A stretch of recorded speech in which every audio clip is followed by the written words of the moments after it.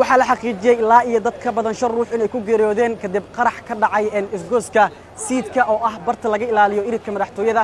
waxaa sidoo kale la xaqiijiyay dadka geeriyooday in ay ku jiraan qaar ka mid ah shaqaalaha dawladda oo rabay in ay gudaha u galaan isla markaana ay rabeen inay ka gudbaan bartan lagu baaro gaadiidka u gudbaya dhinaca madaxtooyada goobtan ayaa ahayd meel ay ilaalada madaxtooyada ay ku hubiyaan gaadiidka raba inuu u soo gudbo dhanka madaxtooyada ilaa iyo 5 gaadiid oo nooca raaxada ah ayaana goobtan ku gubatay kuwaas oo sugayay inay ciidamadu hubiyaan kahor inta aysan ka gudbin bartan lagu baaro gaadiidka